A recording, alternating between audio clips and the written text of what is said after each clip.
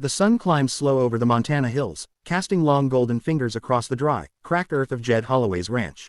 The wind whispered through the grass, tugged at the corners of old fence posts, and rustled the faded American flag above the porch. Inside the creaking house, Jed stirred. At 6'8", Jed didn't move so much as shift the atmosphere when he walked. His boots hit the floorboards with the weight of someone who'd carried too much for too long. The house groaned in reply. He scratched his beard absently, grabbed the chipped mug from beside the sink, and filled it with the last of yesterday's black coffee, cold and bitter, just how he liked it. He never bothered with fresh brews anymore. No point when there was no one to share it with. As he opened the front door and stepped onto the porch, the coffee halfway to his lips, he stopped. 3 girls, no, women, sat there like ghosts from another world. Huddled together in wool blankets, their hair tangled by wind and road dust, they looked up at him with a strange mixture of fear and expectation. The youngest looked no older than 16, the oldest maybe mid-20s. Their clothes were worn thin, boots scuffed, faces drawn. They had the look of people who had traveled too far and too fast. Jed squinted against the morning light, unsure if this was some hallucination cooked up by too many solitary days. He cleared his throat, the gravel in his voice thicker than usual. "Who the hell are you?" The oldest stood, or tried to. Her legs wobbled, but she steadied herself. "My name's Eliza," she said, her voice steady despite her cracked lips. "These are my sisters, Ruthie, June." Jed didn't move, didn't lower the coffee mug, didn't blink. "We didn't know where else to go," Eliza said. "We followed the map in our mama's journal. It led here, to you." Jed narrowed his eyes. "You lost." Ruthie, the middle one, stepped forward with a boldness that didn't quite mask the tremble in her hands. "No, we came on purpose." Jed looked from one face to the next. 3 strangers on his porch, talking like he was part of some story they already knew the ending to. Then Ruthie said something that made the coffee slosh against his knuckles. "We're here for you." He stared at them for a moment longer, then wordlessly stepped back into the house and let the screen door slam shut behind him. Inside, Jed poured the coffee down the sink. For the first time in years, he opened a fresh can. Something was coming, something big, and it had just arrived on his porch, wrapped in wool blankets and secrets. Jed Holloway hadn't had company in years, real company, not the occasional ranch hand or delivery driver who knew better than to linger. His home was built for silence. The walls were thick, the furniture sparse, the radio always off. The ranch itself stretched for miles in every direction, tucked far from the nearest road, even farther from the nearest town. That's how Jed liked it. So the presence of the 3 sisters turned the air inside his house electric. He hadn't invited them in, not exactly. But when he left the door open just a second too long, they slipped through like the wind. Eliza claimed the kitchen first, rummaging through his sparse pantry like she'd lived there her whole life. Ruthie found the broom in the corner and swept the dirt from his floor without being asked. June, the youngest, wandered from room to room, wide-eyed and silent, as if trying to remember a place she'd only ever dreamed about. Jed stood in the hallway, arms crossed, watching them like they were a tornado that had decided to be polite before tearing everything apart. "You don't belong here," he muttered to Eliza as she stirred something in a dented pot on the stove. She didn't look at him. "Neither do you." He didn't respond, just turned and walked out to the porch, where the wind didn't talk back. But they stayed. The next morning, they were still there. And the one after that. They cleaned the barn before dawn, hauling out years of dried hay and mouse nests. Ruthie found the old saddle Jed hadn't touched in a decade and polished it until it looked new. June painted the fence with trembling hands, her strokes slow and careful, like each plank deserved its own moment. Eliza cooked real meals, full of spices Jed forgot he had in the back of his cupboards. The house, once filled with dust and silence, now smelled like onions and butter and wood smoke. People noticed. Widow Marla, who lived a mile down the gravel road, saw them one afternoon as she passed on her way to town. She pulled her truck over just to stare at the girls moving about Jed's porch like they were born there. 3 of them, she told the clerk at the general store later. Moved in like ghosts, or angels, or witches, maybe. The rumor spread faster than fire in dry brush. Jed Holloway, the giant rancher who hadn't spoken more than a grunt in a decade, now had 3 strange women fixing his fences and cooking his meals. But the truth was stranger than any gossip. One night, while the wind rattled the windows and the coyotes howled far off in the hills, Eliza sat across from Jed at the kitchen table. The lamp above them flickered, casting long shadows over the walls. "We didn't just come here because of our mama's journal," she said. She told us stories growing up. About a man who disappeared to protect the ones he loved. A man who used to wear a badge. Jed didn't lift his eyes from the cup in front of him. "We think that man is you." Silence stretched long and thin. "You're wrong," he finally said. "No," Eliza replied, "we're not." And that was the first time in many years Jed Holloway didn't sleep through the night. Something was stirring deep in the dirt of his past, and it had followed those girls right to his front door. The sky was dark, the kind of black that only came in the open country, where stars tried to break through but were swallowed by storm clouds rolling low across the hills. The wind had stilled, even the animals were quiet, like the land itself was holding its breath. Jed stood on the porch, his massive frame a silhouette against the weak glow of the lantern behind him. His hands rested calmly on the barrel of a shotgun, the wood worn smooth where his fingers had gripped it for decades. He hadn't fired it in years, but muscle remembered what the heart tried to forget. Behind him, Eliza, Ruthie, and June huddled inside the doorway. They said nothing. They didn't have to. The headlights appeared over the ridge first, just two cold eyes crawling slow and steady down the dirt road that led to Jed's ranch. Then the growl of the engine followed, low and controlled, like a predator that knew exactly how close it could get before striking. A black SUV, windowless, spotless, too clean for this dusty land, rolled up the drive and came to a stop in front of the porch.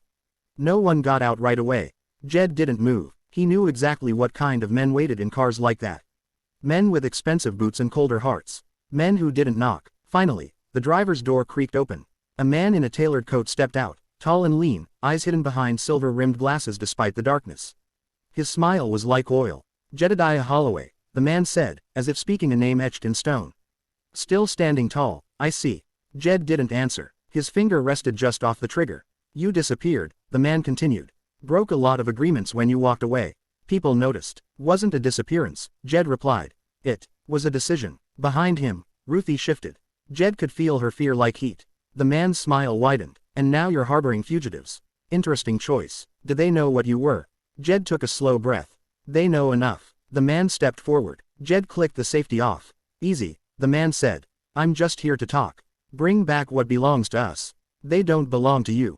Everything has a price, Jed. Then the back doors of the SUV flew open. Two men jumped out, dressed in black, fast, silent, trained.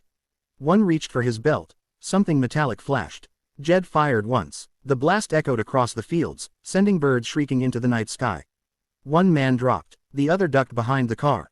Chaos erupted. Ruthie darted onto the porch, grabbed the cattle prod she'd left charging near the barn door. Without thinking, she ran toward the SUV, her boots pounding the dirt.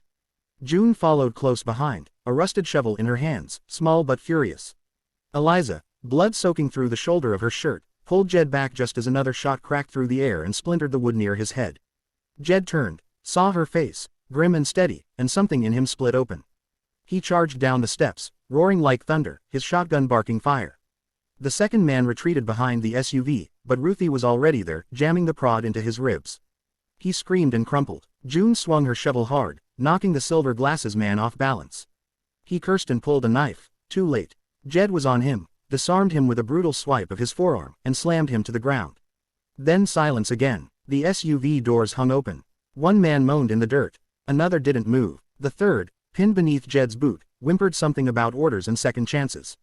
Jed leaned in close. Tell them, he said, voice gravel and steel, if they come back, they don't leave. The man nodded, eyes wide with terror. Jed stepped back. The SUV roared away minutes later, one headlight shattered, the road behind it burning from the rage that had exploded out of nowhere. Blood glistened on the porch steps. Eliza sat with her back against the wall, wincing as Ruthie tied a dish towel around her wound. June crouched nearby, hands shaking, still gripping the shovel. Jed stood above them, silent. He hadn't saved them. They'd saved him. And everything was different now. Morning broke slowly, light crawling across the horizon like it was afraid to see what the night had left behind. The air was sharp and quiet, the aftermath of violence hanging thick in the stillness.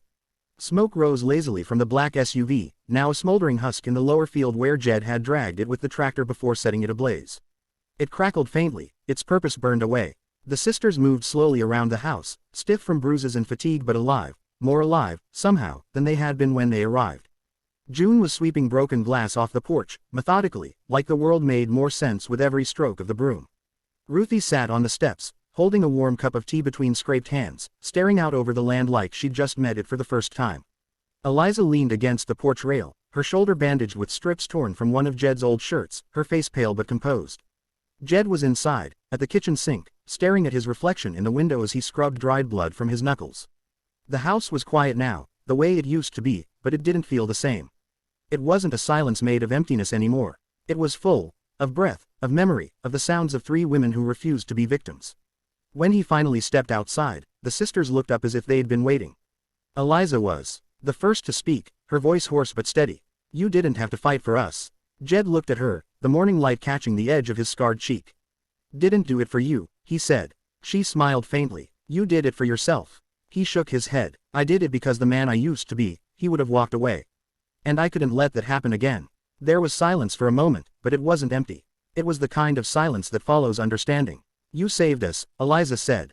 Jed sat down on the steps beside Ruthie. No, I shot a man. You did the saving. They all looked out toward the field, where the remains of the SUV still smoldered like a warning.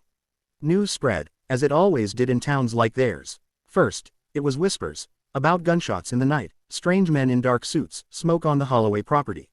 Then the story grew. Some said Jed had taken on a cartel alone. Others claimed the sisters were secret agents, that Jed was a ghost from some classified past. The wildest version involved witchcraft, a buried treasure, and a deal with God himself. But the truth was simpler, and far harder to believe. Jed Holloway, the giant of a man who hadn't spoken to a neighbor in over a decade, now had 3 women on his ranch. They repainted his fences. They filled his house with music and firelight. They left flowers on the graves of his old dogs. They laughed on the porch swing he hadn't touched since his wife died. And Jed, he changed, not all at once, but in pieces. He fixed the barn roof that had leaked for years. He started making fresh coffee every morning. He built a new fence along the west pasture. He talked again, and not just to the sisters. To the town, to the people he once kept out. The sheriff came by one afternoon, sat on the porch, and asked, "You gonna tell me what really happened out here?" Jed looked him in the eye. Nothing worth writing down, just some folks got lost. And found. And that was all anyone ever really got from him. But the land knew the truth. And the porch, where 3 strangers once sat wrapped in blankets and secrets, became the place where a man came back to life. Not with vengeance, not with fire,